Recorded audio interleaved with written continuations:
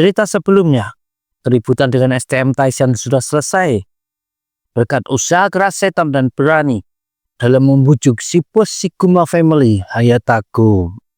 Lalu kemudian ada Taiji yang berniat berlatih tinju di sebuah gym. Tanpa diduga di situ dia malah ketemu dengan Kuno Ryushin, mantan ketua The Front of Armament generasi keempat. Seorang pria memakai jas putih berdiri di depan kelas sambil ngomong kalau dia ditunjuk jadi pembimbing band musik sekolah. Lihat Seton dan murid-murid Set yang seperti malas memperhatikan. Tapi pria di depan kelas itu berkata dengan penuh semangat kalau dia adalah asisten wali kelas Set, yang berarti asistennya Seton. Dan namanya Hasisume Kanta, boleh dipanggil Hasikan. Dia juga mengajar fisika dan kimia dan masih single. Hasikan menertawakan jokesnya sendiri, lalu bengong melihat para murid yang cuek saja tanpa memberikan reaksi. Dia mencoba memancing balasan, tapi seperti biasa, para murid Z cuma menganggap angin lalu saja. Seton bergumam kalau dia tahu rasanya menghadapi situasi begini. Karena bocah-bocah ini sudah merasakan bagaimana dikecewakan oleh para orang dewasa. Jadi butuh usaha keras untuk mendapatkan kepercayaan mereka. Seton maju dan mengucapkan terima kasih atas perkenalannya Hasikan. Dia menoleh ke arah murid-muridnya dan ngomong akan mencoba akrab dengan Hasikan ini. Tapi asisten Seton itu menggebrak meja dengan keras dan berkata, "Kau tidak bisa berhenti di masa lalu. Kau harus menerima apa yang sudah kau lakukan dan apa yang sudah kau kerjakan sampai hari ini. Lalu move on lah." Semua murid menengok ke arah depan dan Hasikan nyengir sambil bilang kalau tadi adalah kutipan dari Steve Jobs. Dia berjalan keluar kelas sambil bilang kalau ada yang butuh bantuan silahkan saja datang kepadanya. Beberapa saat kemudian Seton berjalan bersama Hasikan. Dia minta maaf atas kejadian tadi dan bilang kalau mereka sebenarnya cuma anak-anak pemalu saja. Hasikan ngomong dia mengerti. Hari pertama selalu begitu. Dan cara terbaik berkomunikasi adalah menunjukkan apa yang kita rasakan. Tapi cukup dengan para murid. Aku harus mulai denganmu. Kuharap kita bisa berteman, kata Hasikan sambil menjabat tangan Seton. Mari bekerja sama menjaga para murid di jalan yang benar, tambahnya. Beberapa saat kemudian, Hasikan sudah menjabat dengan semangat tangan Minagi. Bukan cuma berkenalan, dia juga mengajak Minagi basa-basi lama. Tanpa menyadari akal Seton di belakang yang merasa kesal. Apalagi melihat Minagi tanpa menikmati obrolan tersebut. Setelah makan siang, Seton rebahan di atas rooftop sambil menikmati semilir angin. Lalu lewat di depan hidungnya asap putih berbau rokok Marlboro Verte. Seton menengok ke bawah dan ada dua siswa Set sedang nyebat dengan santainya. Seton mau menegur mereka, tapi tiba-tiba muncul Hasikan. Dua murid Set itu kaget, tapi tidak bereaksi berlebihan. Hasikan bilang tidak perlu berdiri ataupun mematikan rokoknya. Murid Set berkepala berontos ngomong apa Hasikan akan memotret mereka sebagai bukti laporan. Tapi guru baru itu malah mengeluarkan cutter dari kantong jasnya. Dia mengambil sebuah kotak kardus dari gedung di sebelah mereka, melubanginya dan bilang ini bisa jadi. Dia menyuruh kedua orang itu mengisi kotak kardus dengan asap dari rokok mereka. Meski keduanya bingung, tapi tetap melakukan yang diminta. Kemudian Hasikan menepuk kedua sisi kardus tersebut dan langsung melontarkan asap rokok di dalamnya jadi seperti lingkaran besar. Dua murid Set itu terlihat kagum dan senang bermain-main dengan kotak tadi. Hasikan ngasih tahu kalau itu dinamakan cincin vortex. Sambil tertawa dia bilang, kimia menyenangkan bukan? Aku sedang berpikir melakukan beberapa eksperimen di kelas. Kalian lihatlah nanti. Sambil Hasikan berjalan pergi. Lalu dia menengok ke belakang dan bilang, kalau rokok mengandung 4.000 bahan kimia dan sebagian besarnya berbahaya bagi kesehatan. Lebih baik keduanya berhenti merokok kalau tidak mau sakit. Hasikan menutup pintu akses rooftop, meninggalkan dua murid setan yang bengong melihat batang rokok di tangan mereka. Setan yang melihat dari atas cuma tersenyum. Di lab kimia, Hasikan membuat percobaan dengan gelas teh yang dikasih lubang kecil di bawahnya, lalu memasukkan 5 tetes bensin, ditutup dan digoyang-goyang sebentar, lalu kendorkan sedikit tutupnya dan menyalakan api di dekat lubang bawah gelas. Semua murid masih malas-malasan melihat ke depan, tapi kemudian tutup gelas terlempar ke udara. Semua mata jadi memperhatikan. Lalu Hasikan menyuruh setiap orang berpasangan dan melakukan percobaan barusan. Ada Taichi yang gemetaran saat ingin menyalakan korek api. Hasikan menepuk pundaknya dan bilang tidak perlu takut. Tapi Taichi sedang mengingat kejadian kemarin di gym saat bertemu Kuno Ryushin yang mengenali setan. Keduanya terlibat obrolan dan Ryushin kaget mendengar setan jadi seorang guru. Kok benar jadi guru? Tidak bisa kubayangkan, kata Ryushin. Ya, aku menjalani mimpiku, saut setan. Dia menoleh ke arah kumpulan foto Ryushin saat mendapatkan sabuk juara. Kau pun juga kan? Tapi si bapak-bapak menjawab kalau tidak akan lama. Mata Ryushin cedera cukup parah di pertandingan sebelumnya. Sepertinya masih ada lagi yang ingin disampaikan, tapi tangan Ryushin mengisyaratkan agar dia berhenti bicara. Lalu Ryushin menawari setan sparring dan langsung ditolak. Dia malah memajukan Taichi. Aku sedang tidak berminat hari ini, tapi dia mau. Namanya Taichi. Tak berapa lama, Taichi sudah mengangkat sarung tinju dan berlatih beberapa pukulan dengan si bapak-bapak. Satu kesempatan, Taichi menempelkan sebuah tinju yang bagus. Terdengar suara keras dari pukulannya. Ryushin terdiam mengamati, lalu minta untuk menggantikan si bapak di ring. Kini dia yang memakai sarung tinju dan naik ke atas ring. Giliranku, kata Ryushin. Taichi bilang kalau mata Ryushin sedang cedera, tapi dijawab kalau itu bukan urusannya dan meminta Taichi agar mencoba memukulnya. Tapi yang terjadi malah Taichi cuma bertahan dari pukulan-pukulan jab dari Ryushin. Si bapak berteriak dari samping ring agar Taichi menggerakkan tangannya untuk melancarkan pukulan. Ryushin terus mendesak dan bilang agar Taichi membalas pukulannya. Akhirnya, bocah berambut gimbal itu dengan nekat melancarkan pukulan kanannya. Tapi Ryushin malah menurunkan kedua tangan dan menutup mata, seolah membiarkan Taichi memukul wajahnya. Tapi tinju Taichi berhenti tepat di depan muka Ryushin. Satu jab menghantam muka Taichi dan membuatnya terjatuh di ring. Ryushin berjongkok dan berkata, "Kau penakut, Taichi?" Yang ditanya langsung murung. Tapi Ryushin lanjut ngomong, "Tidak masalah. Itu berarti kau punya banyak bakat tersembunyi." Suatu siang, setelah Taichi selesai latihan, dia dan setan duduk di bangku taman. Setan bertanya apa Taichi akan terus berlatih tinju di Eiken Gym. Ya, kalau ini artinya aku bisa sedikit saja jadi sepertinya. Kupikir harus mencoba. Setan membayangkan sosok Ryushin saat dia jadi petinju dan mundur ke masa masih jadi bos armamen. Ya, dia selalu terlihat keren. Apa kau pernah mendengar The Front of Armament? Kata setan. Taichi bingung karena belum pernah mendengarnya. Armamen, bersenjatakan semangat. Kami berdiri di garis depan, melindungi kebebasan kamu. Itulah slogan dari sebuah geng motor yang mengenakan simbol tengkorak di punggungnya. Ada yang bilang mereka cuma 10 orang saja. Ada yang bilang 300-an orang. Setelah kehancuran generasi ketiga, ada seseorang yang menyatukan kembali serpihan-serpihan armamen dan menjadikan mereka tim terbaik dari yang terbaik.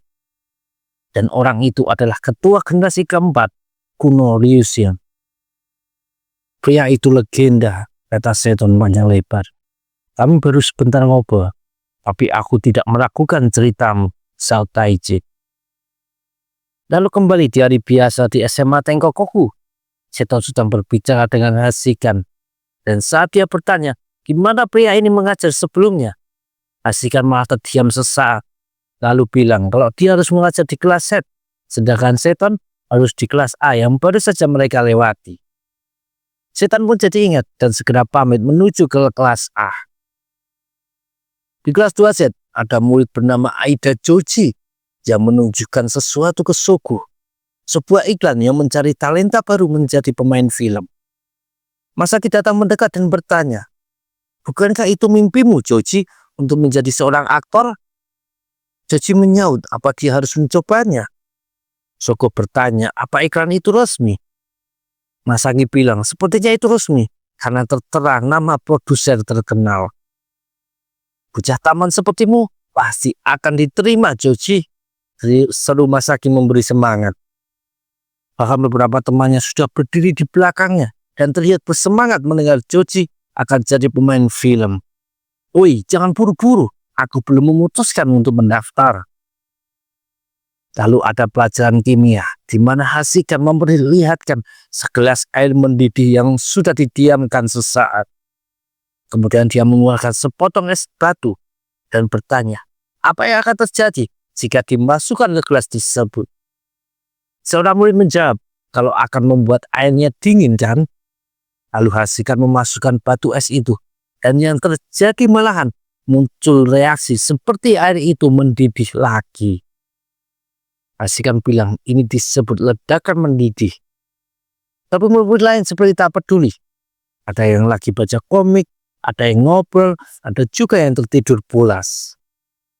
Hasika mengejutkan seisi kelas dengan menggebrak meja, lalu berkata, "Yang ingin ku sampaikan adalah agar kalian tetap memiliki mimpi dan biarkan mimpi itu mendidih di dalam hatimu." Dengan begitu, tatapan dingin ataupun perkataan yang menjatuhkan akan memantul darimu dan malah menjadi bahan bakar untuk menyalakan semangat jiwamu. Teriak Hasika dengan bersemangat. Entah bagaimana kata-katanya itu seperti mengena di sebagian penghuni kelas Z. Joji yang memandangi iklan untuk audisi. Lalu ada Taichi yang teringat momen dia berlatih di Aiken Gym. Si pelatih bertanya kepada Taichi apa ingin ikut kompetisi. Karena kalau iya, maka Taichi akan mendapat latihan berbeda. Taichi menunduk dan menjawab kalau dia baru berlatih beberapa saat saja. Dan berpikir ikut turnamen mungkin masih terlalu cepat. Si pelatih ngomong kalau Taichi punya pukulannya dahsyat. Dia bilang kalau Taichi serius berlatih, tidak ada yang tahu apa yang bisa terjadi. Dan lagi Taichi tidak akan jadi satu-satunya peserta yang masih sekolah. Lalu diperlihatkan artikel yang ada foto Nachi Choshio, orang yang sama dengan Nachi dari STM Taishan yang pernah mengatai Taichi ini tidak punya nyali. Si pelatih ngasih tahu Taichi kalau si Nachi ini juga punya pukulan keras sepertinya.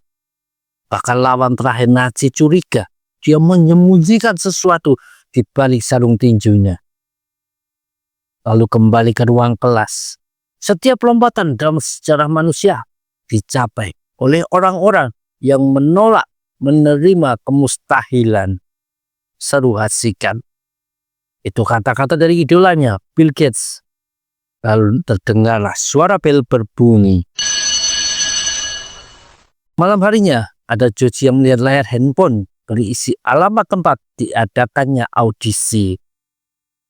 Dia teringat kenangan bersama sang ibu yang berkata, meskipun Joji tidak ingat sang ayah, tapi ibunya meyakinkan kalau Joji sangat mirip dengan ayahnya yang tampan. Dan akan sangat menyenangkan kalau Joji bisa jadi aktor atau semacamnya. Ternyata itulah hal yang membuat Joji punya mimpi jadi seorang aktor. Lalu sampailah murid kelas itu di sebuah gedung. Ada dua orang menyambutnya, sepertinya orang yang akan mengaudisi. Sedangkan di Aiken Gym, baru saja tiba Taichi. Dan di situ sudah ada Ryushin yang lagi berlatih memukuli samsak. Taichi menonton Ryushin sampai selesai. Lalu datang si pelatih menyuruh Taichi pemanasan dulu. Si rambut gimbal bilang ke pelatihnya, "Aku ingin ikut kompetisinya," kata Taichi dengan mantap. Terlihat Ryushin tersenyum senang mendengarnya. Di tempat lain di sebuah apartemen, seorang pria sedang menonton acara Japan Got Talent yang pembawa acaranya bilang kalau si peserta akan bisa mewujudkan mimpinya. Pria itu yang tak lain adalah Hasikan, meniup sebatang rokok dan meminum sekaleng bir, lalu berkata dengan sinis, "Mimpi cuman untuk orang yang akan jadi mangsa saja."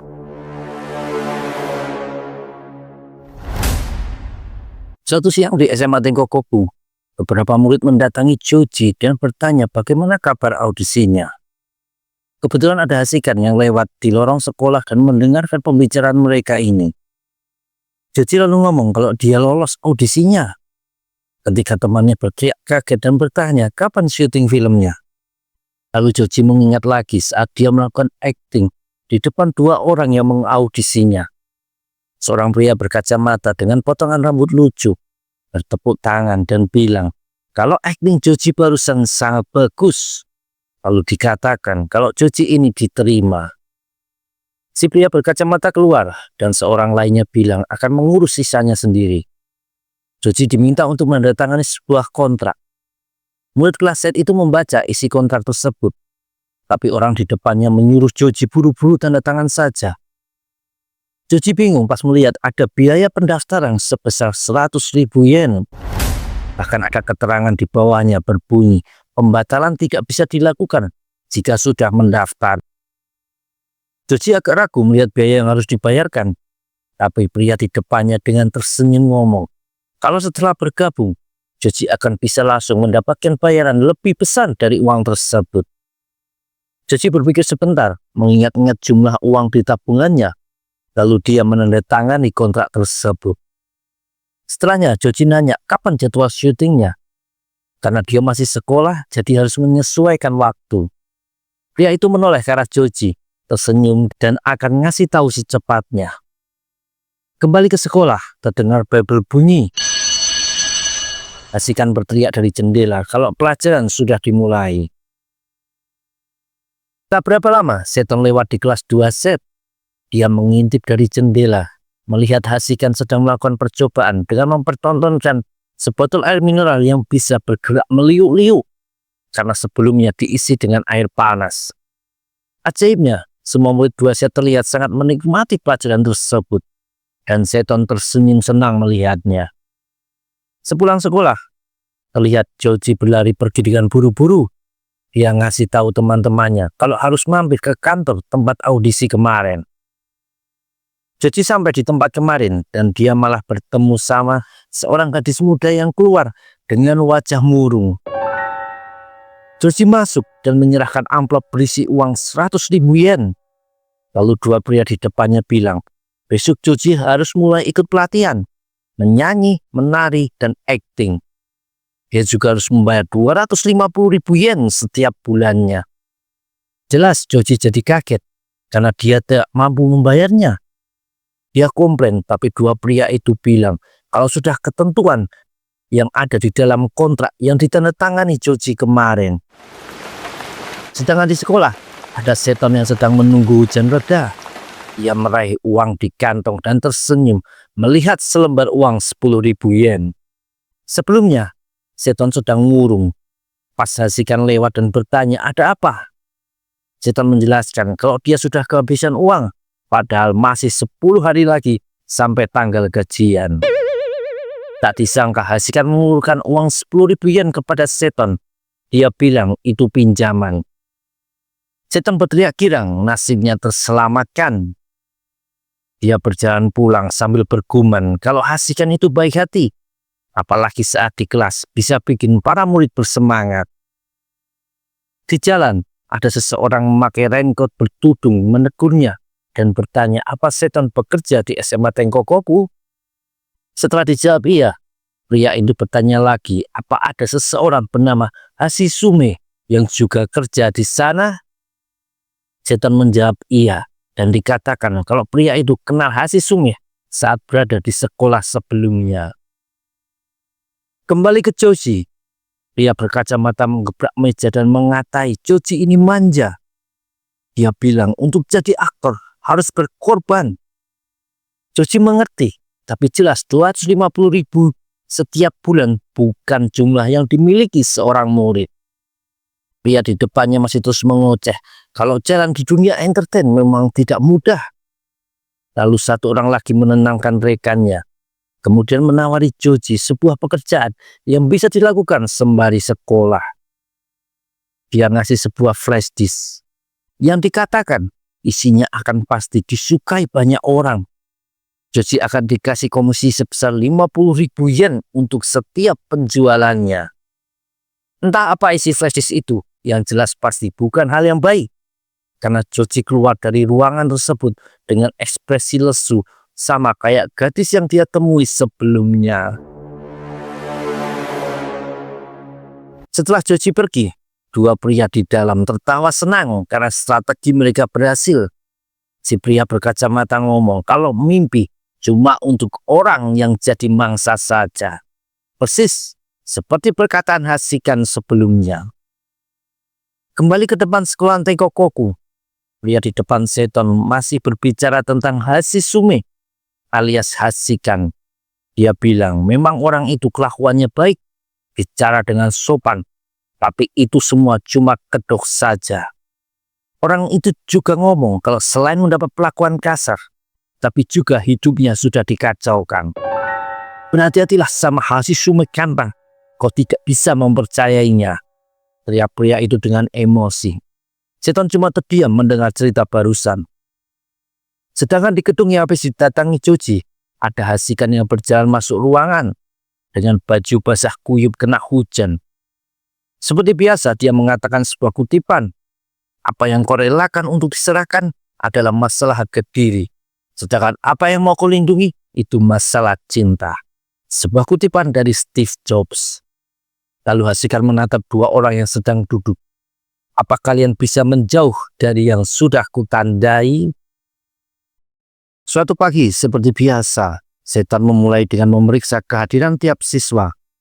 Dan langsung ketahuan ada yang tidak masuk hari ini, yaitu Aida Joji. Kemudian Seton mulai bacaan sejarah tentang cerita legenda Genji. Seton menjelaskan kalau banyak kisah legenda yang dibuat berdasarkan kejadian nyata di masa lalu. Seton bilang kalau catatan sejarah itu penting karena ngasih gambaran jelas tentang apa yang terjadi di masa lalu. Pindah ke Aiken Gym. Si pelatih sedang bertanya apa Ryushin sudah mengambil keputusan tentang kembali menjadi petinju aktif atau gantung sabuk juaranya dan pensiun. Ryushin diam tak menjawab. Dan si pelatih menganggap kalau jawaban Ryushin adalah memilih pensiun. Pelatih itu bilang kalau banyak hal sudah berubah dan operasi retina tidak lagi mengganggu karir seorang petinju. Ternyata pelatih Ryushin itu berpikir kalau cedera matanya yang membuat Ryushin mengurungkan niatnya. Ryushin menjawab dia tahu hal tersebut. Kalau begitu kenapa? Tanya sang pelatih terbawa emosi. Padahal belum lama ini kau bilang sedang bersemangat. Jadi ada apa? Saat si pelatih berbalik badan, terlihat Ryushin meraih cangkir kopinya. Tapi tangan kanannya terlihat gemetaran. Lalu Ryushin bergumam, dia sudah berkorban terlalu banyak. Sore hari, Taichi datang ke sebuah klinik pengobatan. Dia masuk dan bilang kalau Hanazawa Saburo merekomendasikannya untuk datang ke tempat tersebut. Keluarlah Kingjo dari kamar mandi. Aku sudah menunggumu, duduklah. Muka Taichi jadi pucat. Dia menoleh kanan kiri, lalu bertanya, apa memang orang di depannya ini seorang yakuza? Kingjo berteriak kesal bertanya, apa Taichi tidak melihat jas putih yang dikenakannya? Jadi, yakuza yang memakai jas putih? Tanya Taichi. Kingjo sampai gemetar menahan kekesalannya. Tak lama kemudian, Kingjo sudah memeriksa lengan Taichi dan bertanya, apa bocah ini berarti tinju? Karena pergelangan tangannya agak cedera. Kingjo bilang, kalau Taichi pasti punya kekuatan pukulan yang luar biasa. Dan tubuhnya belum kuat menahan kekuatan tersebut. Rasa sakit karena pergelangan terkilir membuktikan kau serius dalam berlatih. Karena tubuhmu tidak sempat untuk recovering. Kingjo bertanya, apa Taichi pernah disuntik jarum? akan terasa kayak dicubit saja. Ada juga kalau mau bisa pakai sengatan listrik. Muka Taichi langsung pucat dan bilang itu lebih kepada penyiksaan. Kemudian perawatan dilanjutkan dengan seitai, pijat ala Jepang. Kingjo bilang Taichi yang takut jarum sampai hampir kabur ini malah berarti tinju yang biasanya diisi orang-orang yang penuh nyali. Kingjo menasihati agar Taichi meluapkan amarah karena bisa menghilangkan ketakutan. Sama kayak face off sebelum pertandingan, para petarung sengaja mengumpulkan amarah dan merubahnya jadi kekuatan saat bertarung. Taichi bilang kalau marah bukanlah sifatnya. Dia bertanya apa Kingjo pernah marah, dan dijawab kalau dia selalu marah tiap hari melihat para politisi yang korup. Taichi mengatainya mirip orang tua saat berbicara begitu barusan. Kingjo juga bilang kalau ada seseorang di luar sana yang ingin setidaknya dia kasih satu tamparan, dan kabarnya sedang ada di kota ini. Sementara itu di SMA Tenkokoku terdengar suara musik dari salah satu ruangan.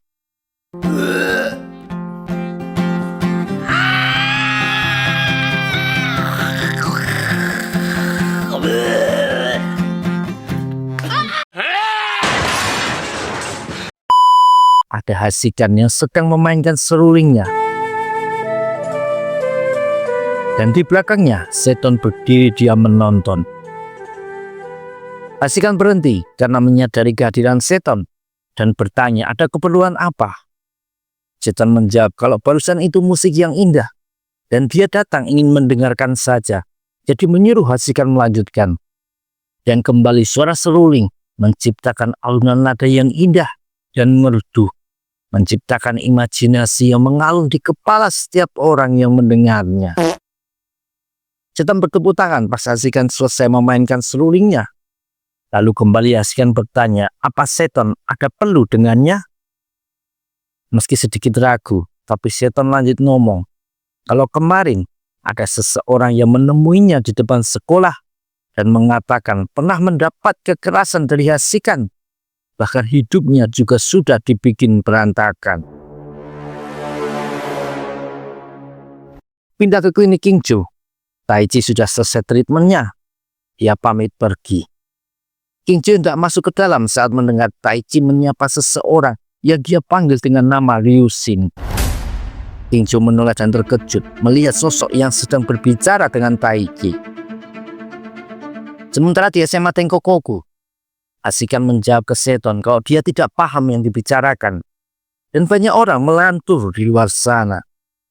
Lalu Seton membuka laptop dan menunjukkan berita tentang seorang guru yang menyerang seorang pria sampai harus dirawat selama 3 minggu lamanya.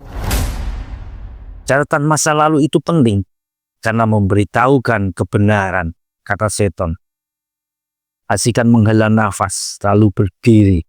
Ini ekspresinya tidak ramah kayak biasanya. Seton sedikit kaget sama perubahan itu. Lalu kau mau apa? Apa akan memaksaku pergi dari sekolah ini, Seton? Di depanku ini ada Taichi yang bertanya apa dia melupakan sesuatu saat melihat Kingjo datang menghampiri. Ryushin terkejut mendengar nama Kanayama disebut sama Taichi. Kingjo bergumam nama Kuno Ryushin. Mukanya jadi serius dan dia maju mendekat berhadap-hadapan dengan Ryushin.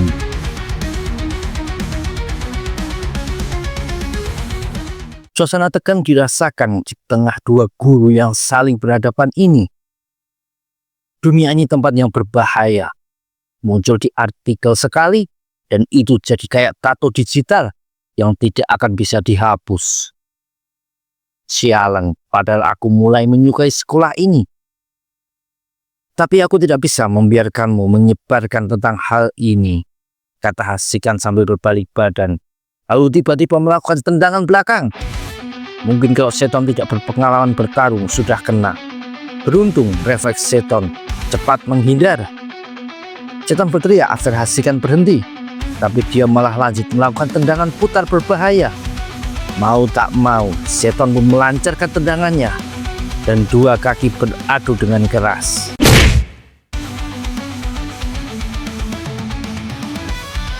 Kaki setan sedikit kesemutan gara-gara itu. "Time out, woi. Aku tidak berniat cerita-cerita ke orang lain," kata setan. Asikan memandang ke arah setan dan tidak menduga serangan kejutannya bisa dihindari. Setan pun sadar kalau tendangan Hasikan tadi masuk dengan telak, bisa jadi dia langsung terkapar. "Santai saja, aku tidak peduli dengan masa lalumu. Aku wali kelas 2 set, ingat? Setiap orang punya masalahnya sendiri," kata setan menenangkan situasi. Hasikan diam. Lalu setan lanjut berkata, "Tapi ada satu hal yang ingin ku tahu. Apa kau dipekerjakan oleh kepala sekolah untuk membuat murid-murid 2 set drop out dari Tengkokoku?" Hasikan diam sejenak lalu menjawab, "Benar. Pria sepertiku tidak bisa gampang dapat pekerjaan. Jadi aku hutang budi pada kepala sekolah yang mau menerima aku," jawab Hasikan. Dia juga ngomong kalau dari tendangan tadi dia merasa kalau setan juga dipekerjakan dengan alasan yang sama dengannya untuk menyingkirkan murid-murid kelas set. Setan diam. Dia berpikir kalau Hasikan ini ada di pihaknya kepala sekolah, jadi dia harus pura-pura juga. "Benar, aku juga. Bukankah itu berarti kita partner, ha? Mari kita kerja sama," kata setan sambil nyengir. Hasikan tidak menjawab. Dia berjalan melewati setan. Dan sebelum keluar ruangan, "Aku masih menunggu 10.000 yenku kembali." Lalu dia keluar ruangan, meninggalkan setan yang jadi kesal mengingat dia punya hutang. Sedangkan di luar ruangan, Hasikan langsung terjongkok memegang kakinya yang kesakitan karena beradu tendangan tadi. Sedangkan di tempat lain, Kingjo mendekat ke arah Ryushin. Sedangkan Taichi bingung melihat ketegangan di antara keduanya. Kingjo menatap tajam ke arah Ryushin, lalu menunduk ngasih respect. "Kau adalah ketua generasi 4, the front of armament, kuno Ryushin-san. Aku mendengar banyak tentangmu. Namaku Kanayama Cho. Aku mantan bos Sen, meskipun aslinya dari Okayama. Sekarang bekerja sebagai ahli akupuntur berpengalaman." Ryushin menggumamkan nama Kanayama. "Apa kau Kingjo?"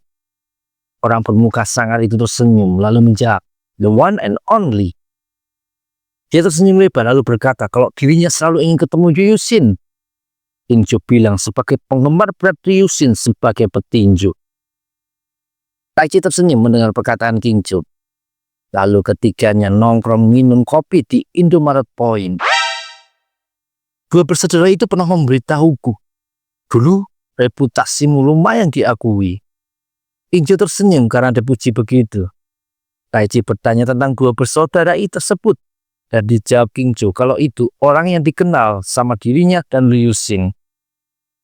Kingjo lalu cerita kalau dia merasa terikat sama Ryushin saat dia sedang mengikuti ujian nasional untuk mendapatkan sertifikat sebagai ahli akupuntur. Dia menonton pertandingan Ryushin, membuat Kingjo jadi bersemangat. Khususnya satu pertandingan ketika kau melawan Edi Yuasa untuk perebutan juara welterweight. Setelah juara bertahan melepas titel dan naik kelas, kalian berdua benar-benar all out sejak ronde pertama. Pertarungan sangat seru, dan di ronde ke-8 sampai cat minyak yang menutupi tato memulai luntur, dan kemudian satu uppercut dahsyat darimu merobohkan Yuasa. Itulah momen kau merebut gelar juara dan dapat julukan Rising Dragon. Aku bakal menonton pertandingan itu sampai 10 kali, kata Kingjo sambil terharu. Ryushin tidak berkomentar. Dia meminum kopinya. Pertama setan jadi guru, lalu Kingjo jadi akupuntur. Penasaran siapa lagi yang akan muncul, kata Ryushin. Kingjo memakai takoyakinya lalu bertanya, apa Ryushin akan menerima tantangan dari si songong itu? Taichi tidak mengerti yang dimaksud Kingjo. Lalu dijelaskan kalau ada orang songong yang mengupload video menjelek-jelekan Ryushin sejak beberapa hari lalu. Orang itu menang 5 KO dari 5 pertandingan. Namanya Ioi Romeo dan sedang menantang bertarung melawan Ryushin. Sang juara cuma terdiam tak menjawab. Lalu King Jo pamit karena harus beres-beres kliniknya. Ia mengajak kumpul-kumpul lagi dan akan mengundang Setong juga. Liu mengiyakan ajakan tersebut. King Jo berjabat tangan dengan Liu sebelum berpisah. Taiji bilang akan mengunjungi klinik King Jo lagi. Lalu dia dan Liu berjalan pergi. King Jo menatap telapak tangannya. Dia seperti memikirkan sesuatu. Di tempat lain, ada seseorang yang lagi live TikTok. Namanya Romeo. Berkata kalau sedang kesepian karena tidak ada tanggapan dari Liu. Dia bertanya di live-nya, kapan Liu mau menghajarnya? Rising Dragon apanya? Biar ku kasih kau upacara terakhir, orang tua. Kau sudah ku target, kata orang dengan gaya mirip penyanyi rap barat. Romeo berkata kalau targetnya adalah jadi juara dunia. Dan Liu seperti polisi tidur yang menghalangi jalannya.